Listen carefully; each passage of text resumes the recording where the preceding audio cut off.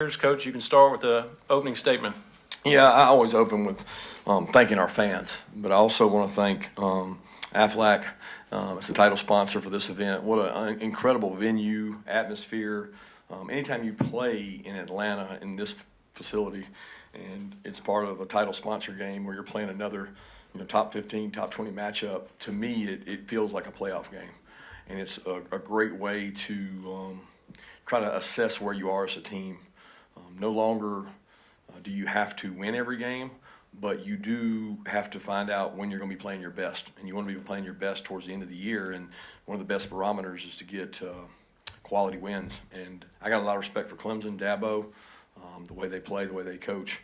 But this event's special to me, and every chance we get to play in it, we want to play in it. So Gary Stoken and his staff do a tremendous job, and so has Aflac. Go ahead. We got mic holders on either side. Okay. Mic holders, raise your hands, please.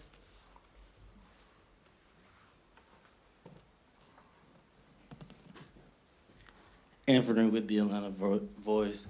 Coach, Malachi Starks, a few years ago as a freshman in this game, he made a big interception. Made another huge interception in this game today, and then freshman KJ Bolden, he's a freshman, had a pretty good game. What do you attest the credit to Starks' growth in this game and being able to put freshmen in games like this and they have a great performance? Yeah, I think Coach Schumann and his defensive staff have done a tremendous job of making our defense adjustable, complex without being complex, and you can play more players that way. So, we tell freshmen all the time. We had Malachi play in this game 2 years ago. KJ played in the game today. Michael played in the game 2 years ago. If you're a talented freshman and you can learn, then you can play. And Malachi's growth is a credit to his humbleness or his humility. And he is a great kid from a great family, and that's what makes Malachi special. Coach, Tala too had that first half looked a lot like that game in Charlotte a few years ago. Just what kind of adjustments, or was there anything you saw at halftime, or what would you owe the offense getting loose in the second half? I think that Mike and his staff did a good job at halftime, looking at pictures, seeing what was there, capitalizing on some explosive plays. We blocked well on the perimeter, and that drive of the second half kind of opened things up. I think it loosened them up. It allowed us to be more explosive, and we used some tempo to help us, and we think we're a really well-conditioned team, and I thought that juice between Nate's quickness brought some energy, and Arian and Dylan making some plays on the perimeter. Yeah, Michael goes down in the third quarter, and it looks like Jalon Walker comes in at outside linebacker. He gets back-to-back tackles for loss on one drive. Next drive gets back-to-back sacks. What sort of allows him to come in and play both inside and outside and make an impact like that, like he did today? Yeah, he wasn't really playing for Michael. He was playing outside linebacker before Michael went down. They don't really play the same position. There's packages there where Jalon plays inside. There's packages where Jalon plays outside. We've had to get uncomfortable as coaches to use his skill set, and I think Schumann and the defensive staff have done a great job of finding ways that he can be successful. So Michael and him both are really good football players, and they both need to be on the field. They don't need to share time. Coach, I think during the game, Bull tweeted that Malachi's the best DB in the country. Do you think you've tweeted? got Javon Bullard during the game? Do you feel that way about Malachi? Do you think he's the best DB in the country? I don't know. How can I judge? I hadn't seen him. It's easier for Bull to say that because he's seen the things that Malachi's done in practice. I do think the play I saw him make today may be one of the best defensive football plays I've ever seen live in person. I've seen a lot of them on TV, but that one, he twisted and contorted his body, and how he could find the ability to go find that ball and get it is it's pretty special. Hey, Coach, over here. Obviously, the first half, it was a little bit difficult to get the running game going. How did Nate Frazier help you guys open up the offense a little bit and get the offense going? Well, I don't know that Nate opened up that. I mean, we hit some perimeter runs to start the game, and you try to mix and mingle and try to catch people off balance. We thought that we could run it a little better inside than we did. They have some big defensive linemen. They're big on their edges. They're big up the middle. They're going to give people problems defensively. I have a lot of respect for them. I think Nate brought a little juice and a little energy there, as Cash did too, and Branson. Branson hasn't played football in a year, so Branson's going to be fine. He's a really good back, and we're going to continue to get better and look forward to using all those guys' skill sets. We've got a really good dynamic in that running back room in terms of the players we have. Coach, on that note, Nate Frazier had an excellent debut, and I was just wondering how would you assess his place on the depth chart after today?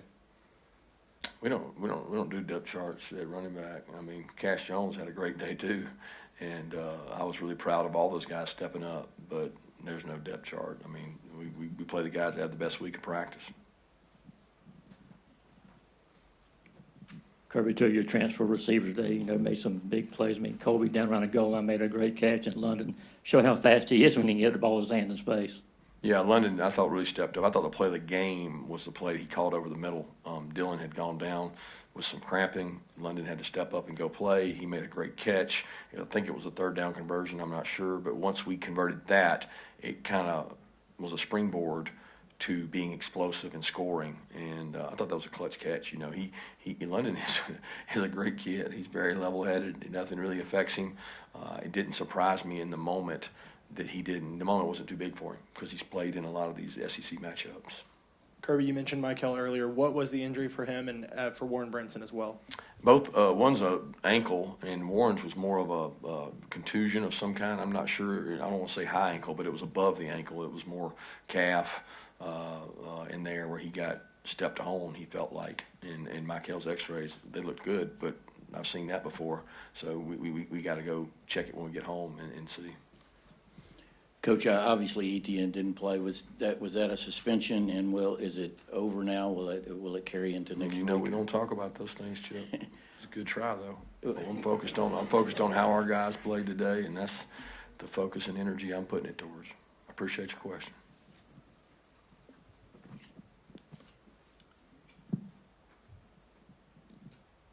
We all know that Carson is calm, cool, and collected, but we've heard you say that you want him to show a little bit more passion, get his teammates fired up. Did you see that from him today? Yeah, I thought he got a little passion and energy too there. We struggled a little bit early and didn't have the third down conversions we needed in the first half, and I thought he responded well to that.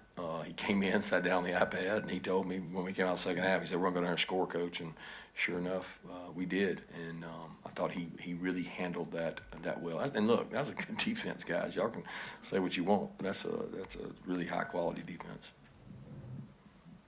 And that kick from Peyton, 55-yarder, pretty late in the half there. How big was that for y'all?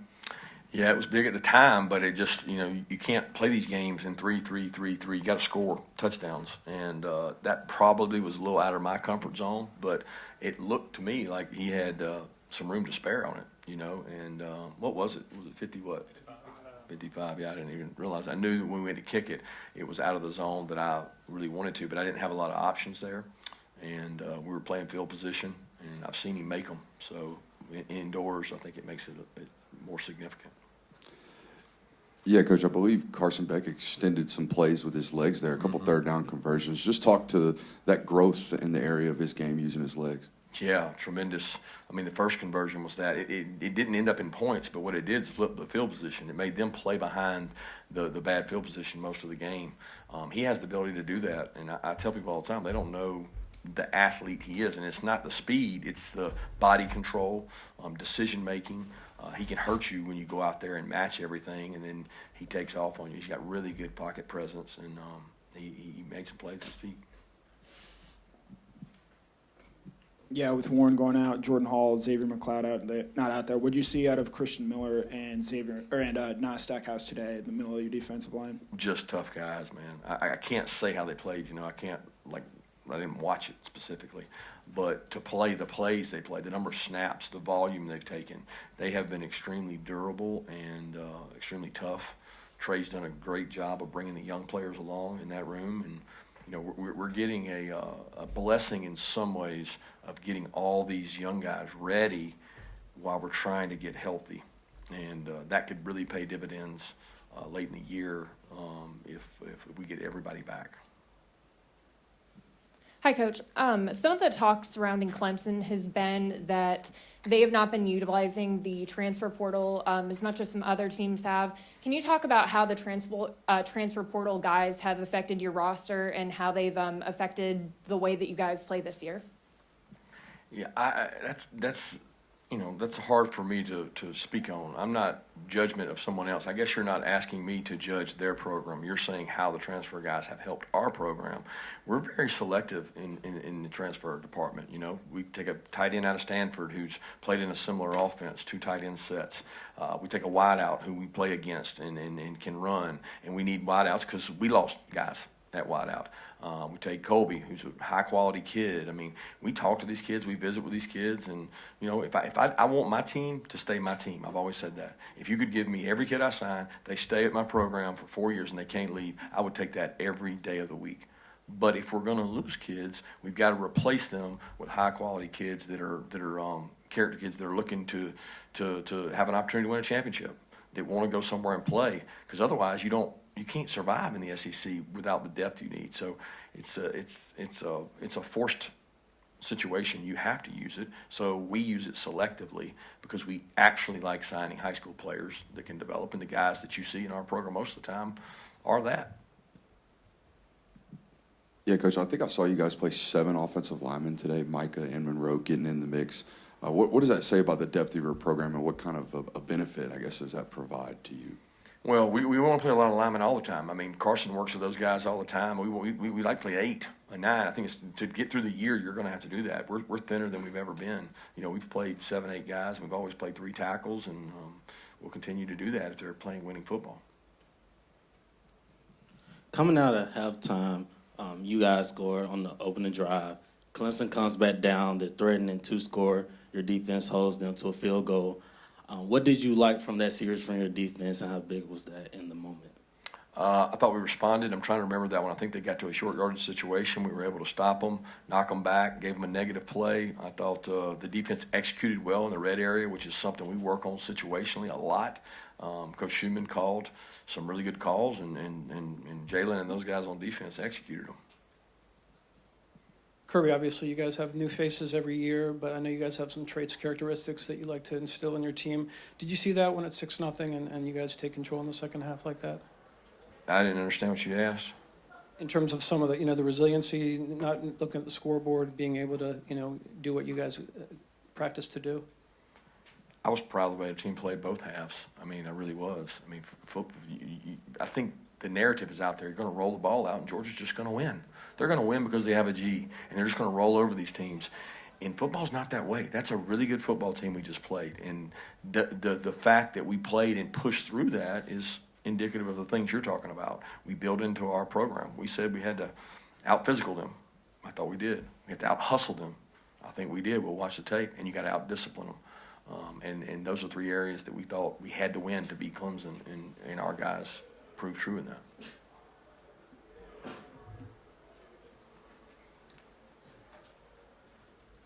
Got another question for Coach Smart? Raise your hand. We'll bring a mic around to you. Allison?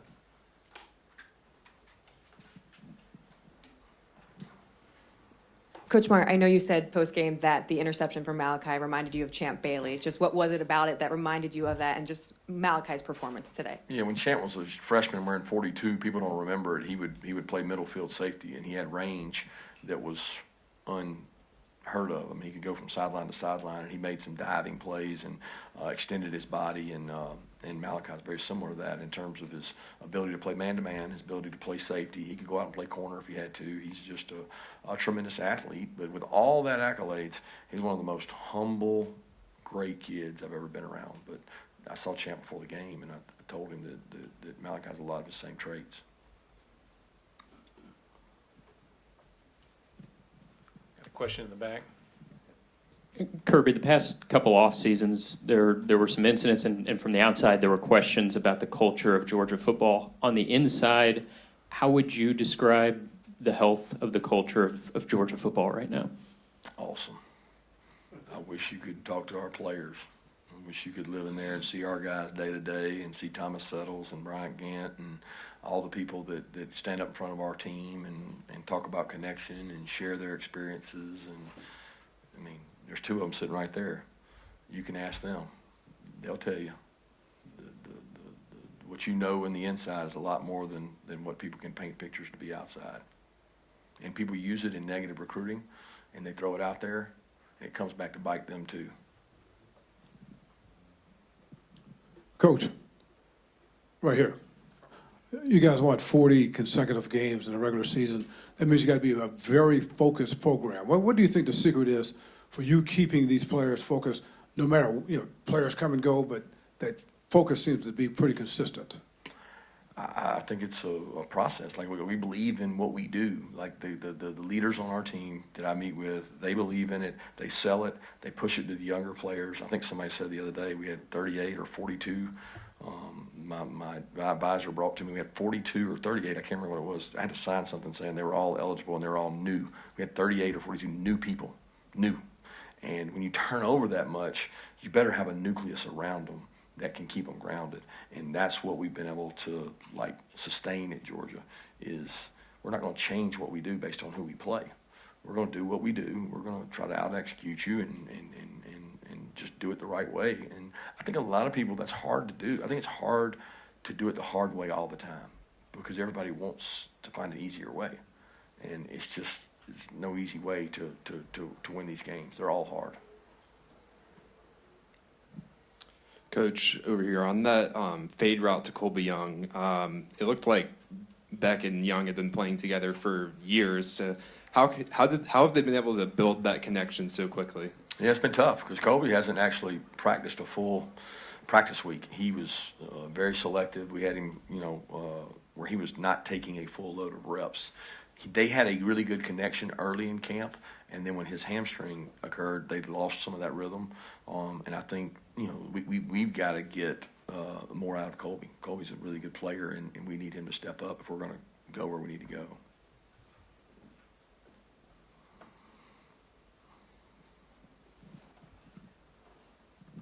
I'm sorry if you were asked this already, but what can you say just about your freshman and Nate Frazier and the impact that he's had in this game? Especially, it's not all the time that a freshman does make an impact like this. It's awesome. The players can tell you that I get on him all the time because he's out of control. He is just foot fire, moving, going at the speed of light, doesn't know he might run into a brick wall, cutting back. And he cut back a couple times in practice, and I told him, I said, when you get in a real game, you cut back like that, they're going to light you up. I might actually said some things I can't say in here. But he cut back and went all the way across the field for about 50, and I told him it was okay now. He could do that. But he's a great kid. He got an opportunity. He seized the moment. A lot of people blocked in front of him. And like I told you, Chauncey Bowens is a good back. He's going to have an opportunity to grow and play. So I'm looking forward to that room because I think we got some juice in that room as they get more experience. Look, guys, Nate's a long way from a complete package. He wasn't here in the spring. So he missed 15 practices of intense work that he's trying to play catch up on. Got time for one more question?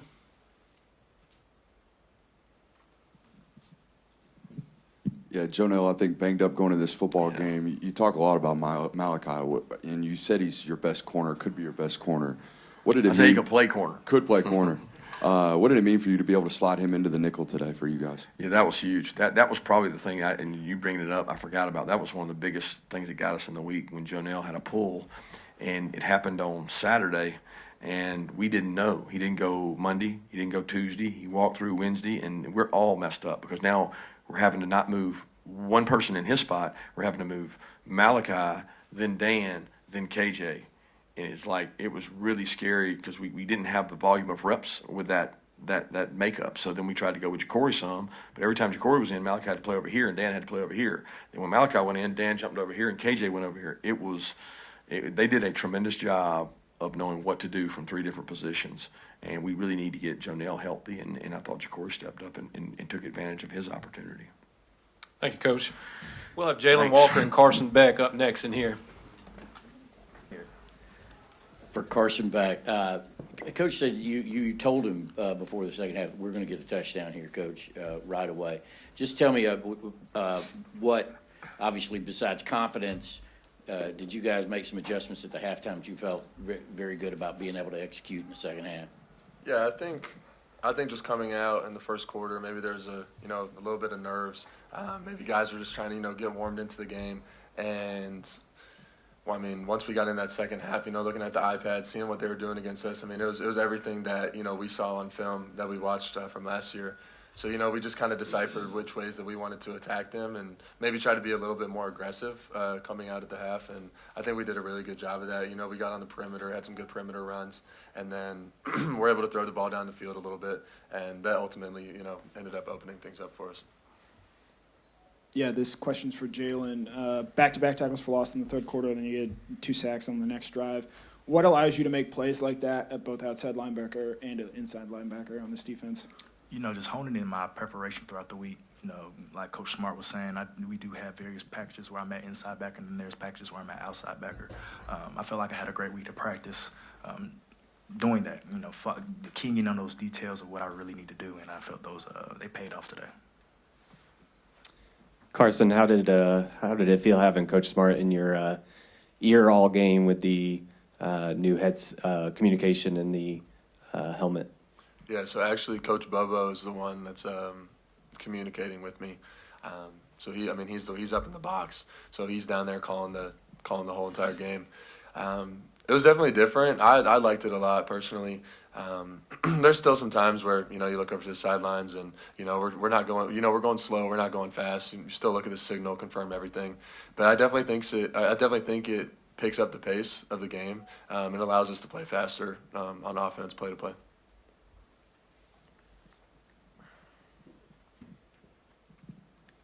This is for both of you with kind of 2 different perspectives. Just what was your reaction, and if you did see Malachi Stark's interception? Man, let me tell you about that. So I'm on the field, and I'm just, covering my guy, and then I see Cade throw the ball, and I'm like, okay, this is a 50-50 ball with Malachi and the receiver. And I looked, and I seen him twist and catch that ball, and I just took off in a sprint. That's probably like my fastest GPS time I probably had in the game. That was insane. That was an incredible catch, and me and Malachi had a moment before then, and we told each other. I said he's gonna get one, and I told him I'm gonna get one, and we did. So I'm appreciating. And I'm proud of him. Much love. Yeah, I didn't see it live. I was over there watching the last drive. And I just hear the whole stadium go crazy. So I'm like, well, someone did something, crazy. So, and I see Malachi jump up. I'm like, oh, he definitely just did something crazy. So I'm running out there on the field, and I'm looking up at I don't even know what you call it. Yeah, the jumbotron, the circle at the top. And I'm looking up at it, and Tate's right next to me. He's looking up at it too. And he jumps up, he catches it. And me and Tate look right at each other, lock eyes. We're like, oh my gosh, it's crazy what he's able to do. He's very talented. So I'm very proud of him. Was it better than his interception against Oregon? I say so. Yeah, it's crazy. Emily? Carson, at the beginning of the week, you were asked what you remember most about the last time you guys played each other. And you said it was 10-3 and that the defenses played really well. There is a similarity, even though these teams are very different now, the fact that your defense didn't allow any touchdowns today. So only 3 points. Again, I love your smile. What can you say about how they played today? Yeah, well, I have to play against our defense every single day, and I don't enjoy it very much either. So, I mean, they're phenomenal. The things that they're able to do, and the multitude of defense that they're able to play. I mean, that's a credit to their intelligence on the defensive side of the ball. And then not only that, but going out there and executing the plan, and Coach Schumann calling the plays, and the players actually going out there and doing it and performing. Like I said, I absolutely hate playing against our defense every day. But I think that's what makes our offense get better and better. But to watch them go out there, it makes our job a little bit easier. We have good field position, and we're really not too worried about the other team scoring. Carson, 2 of your transfer receivers made some big touchdown catches for you today. What's it been like working with those guys, fall camp, and just the contributions today? Yeah, absolutely. I think that wide receiver room has so much depth, and I've been saying this, but everyone wants to say that guys left and there's no talent in there, but there's so much talent, and we have so much confidence in every single guy that goes out there and steps out there on the field. From you look back to spring ball, to summer, to fall camp, all the countless reps. I mean, we do a lot, and I mean, really, there's a lot of accumulated reps with those guys and a lot of confidence that I have in them. So for them to come out, first game and be able to make some plays, that instills more confidence for me into them. And obviously, it's a good moment for them. So super proud of them. Let's go to Mark Weiser and then Connor Riley up here. Carson, you talked this offseason about kind of your motivation to come back to Georgia after the last game you played here. Wonder what it was like to walk off the field with a big win for Georgia today, and do you think that you saw things from this team that thinks you might be able to come back here a couple more times? Yeah, no, definitely a different feeling walking off the field this time compared to the last time we were in the stadium. I mean, I'm just super proud of this team. I think the preparation that went into this game, you could see we started last Thursday prep for Clemson. You could see the sense of urgency pick up. You could see the attention to detail of guys, locked in, focused on the plan and what they needed to do, and just flying around during practice. And we had some really good practices leading up to that. So I think for us, if we can just be consistent in that and each week have that same exact approach, then, we'll have the success that we need to have to get back here. Yeah, the first third down conversion you had to London, where it's 3rd and 10. You guys are up in the third quarter, 13-3, I think. Could you just walk me through what you saw on that play and firing that pass in there? Yeah. So they played a very similar coverage on a couple third downs in the game. So Coach Bubba went to a play that he's on an in-breaking route.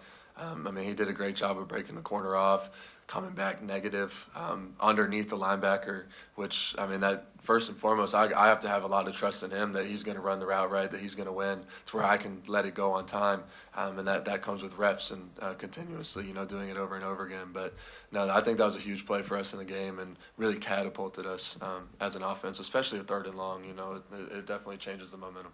Terrence? Yeah, this is for both players. To win 40 straight regular season games, that means you guys have got to be very focused. You've had a lot of different situations, but the results has been the same. For each of you guys, what do you attribute that to? Why you guys have been able to kind of just keep that focus? Our culture being our culture, what they instill in us at the University of Georgia, being moment-led, doing moment by moment. We focus on each game individually. Like we don't skip ahead in the season. We don't backtrack. We don't do anything. We be where our feet is planted. And I feel like we do a great job of keeping that the main thing.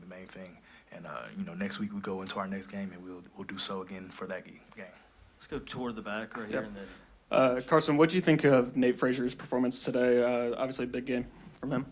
Yeah, I think he did a great job. I think it's a super cool opportunity for him. Obviously, he came here in the summer, so he's only been in Athens for 2-3 months, which is crazy to me. But we have a lot of confidence in him. We were able to see what he could do in practice, and obviously he translated that to the game, and that's usually how it works. That running back room had a huge day. Him, Cash is someone that you haven't seen much of in the past that really stepped up for us today as well. So those guys being able to step into their roles, I'm excited to see what they're able to do as the season goes on. time for just a couple more. Let's go to Brooks Austin. Yeah, Carson, you talk about Nate right there next to you. With having a young player that hasn't been there very long next to you, what was the communication like between you and him pretty much all day, I would imagine? Yeah, there was a couple guys that were out there for the first time starting, or you could say starting, not starting, but there's a couple guys out there playing for the first time in a Georgia uniform. So for me, being a starter last year, coming back, it being my second year, just communicating to those guys, like, lean on me. Like, if there's an issue or problem out on the field, if you don't know something, if you need help, like, come to me. I have confidence in understanding our game plan, what we need to do. So I'm going to handle what I need to handle, and that's going to get done. But if you need help, like, come to me. I can manage that. And I think that's something that I've really been trying to do as, I've stepped into my second year. Okay, thank you, everyone, and happy Labor Day. Thank you.